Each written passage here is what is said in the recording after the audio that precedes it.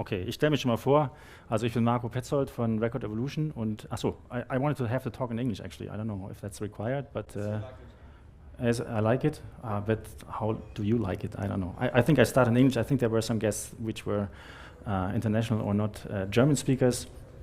So yeah, we providing an IoT platform. An IoT platform, that's a kind of very broad term, I'm aware of that.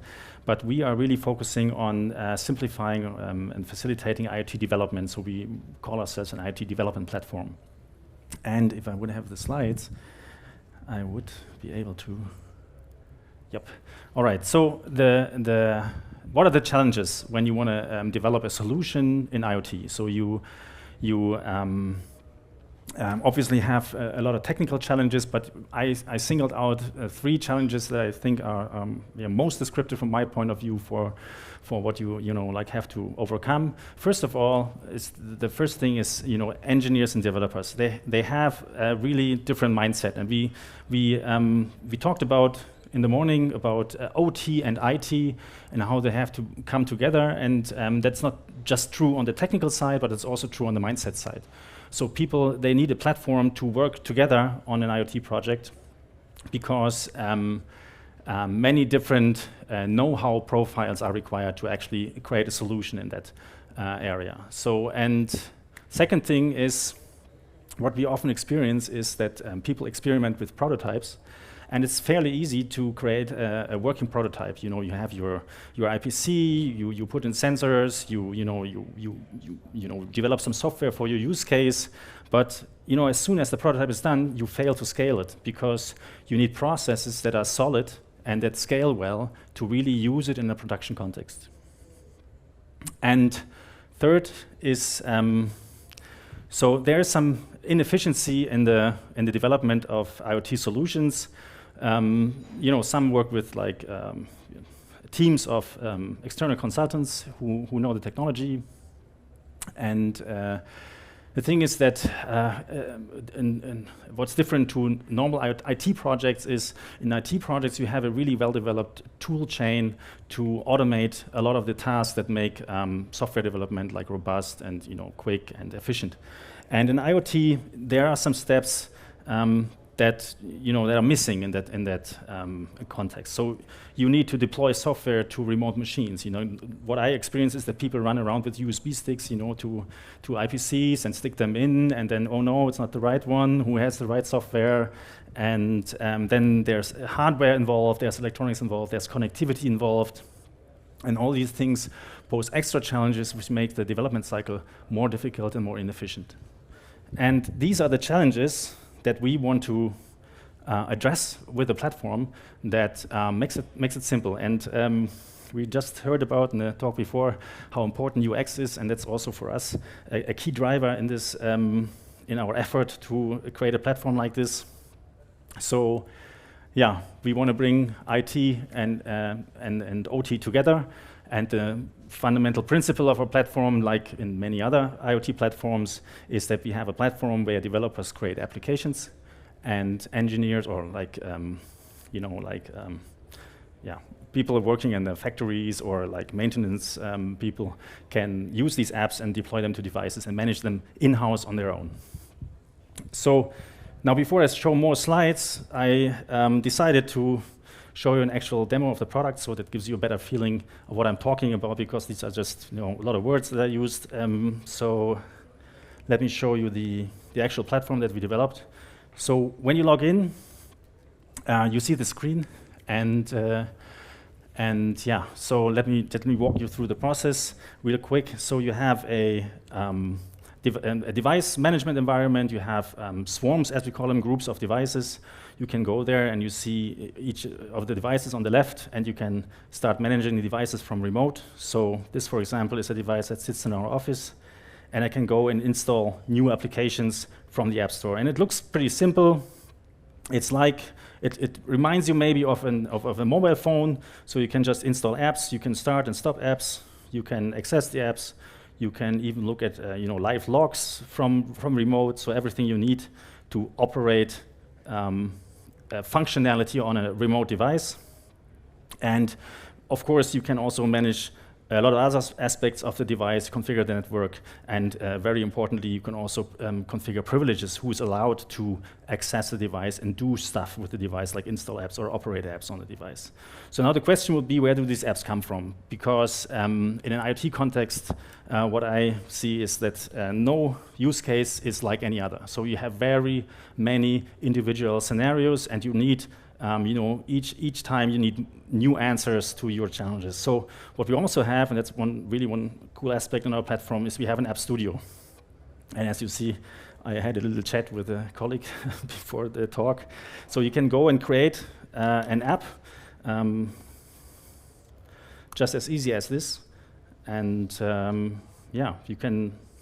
That's an app, and then you can go and set up the app. You can set up the privileges, everything you need to operate the app in a professional context. You can even set an icon if you like, but you can also have the release management.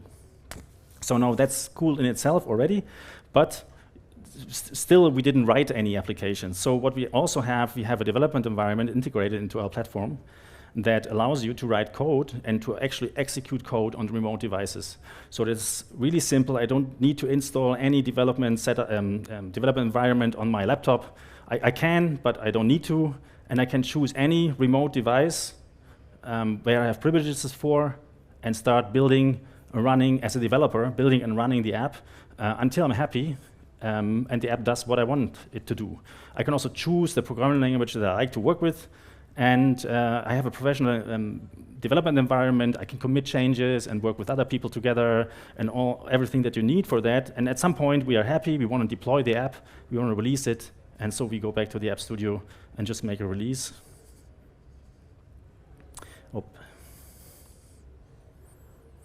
And that's how easy it is to create a release. Now, in the background, the app is built and pushed to our App Store.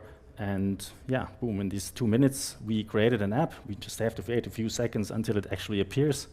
And as soon as it's there, I can use it. I can give people privileges to use the application. And I can go back and go to my devices, and I can start installing the application. Let's say, for example, I can choose this device. Even if it's offline, I can install an application. Behind in the background, we're using ThinkShadow, of course. We don't really show it, but everything you set, you can do on offline devices. They will synchronize as soon as they come online. So now the app is actually here. I can install it. So that's the way it goes. Now it's offline, of course, but I can also install it on an online device. And I can start deploying it. And there's also a way to mass manage devices in groups and install it in all 100 devices at once.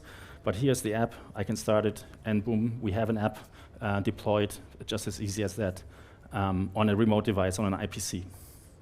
So that's what the platform does. It simplifies application development. It simplifies application deployment and puts a professional process around it. That's what we do. I don't know what the time says. Yeah, I think that's all I want to show. We of course have an open access philosophy. You can sign up and just start developing for free. We have an app store. In 1 month there will be a third-party app store, so you can actually monetize your apps. If you are a domain expert in some area like robotics or like camera surveillance or whatever, then you can provide this expertise into an app and actually sell it on the App Store. Okay, thank you. Thank you.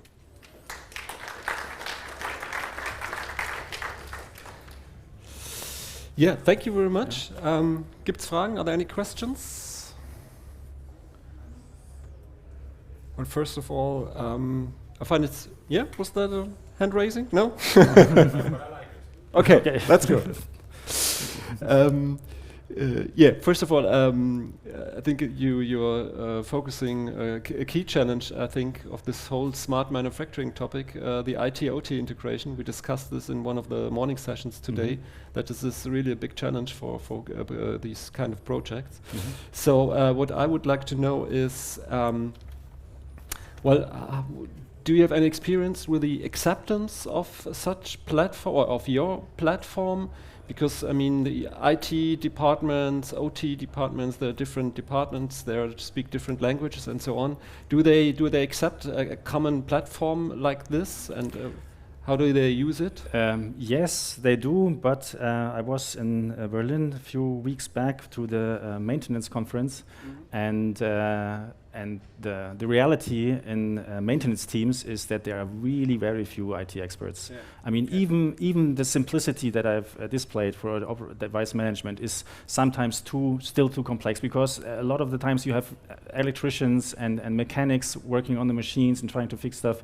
They don't really want to work with software at all in any way. So that's a challenge that I see. But in general, depends really on the team and whom you speak to. There is acceptance, and I get a lot of positive feedback, honestly, to our UX and to the way we do stuff. Yeah. Well, there was an IDC study a few months ago about the industrial IoT, and they said that having a common platform is one of the key requirements for this kind of project. I mean, that's true, and also I think the awareness that this is a requirement, that's actually lacking a lot. Yeah. People try to build vertical solutions for their own challenge just from ground up, and it makes really more sense to first introduce a platform to handle all these technical challenges, and then start to build a solution on top of that. I mean, I'm saying that because I'm building an IT platform, but it's my deepest belief that this is the case, because you would have to resolve all the problems already resolved that we already solved, and that's so hard. I mean,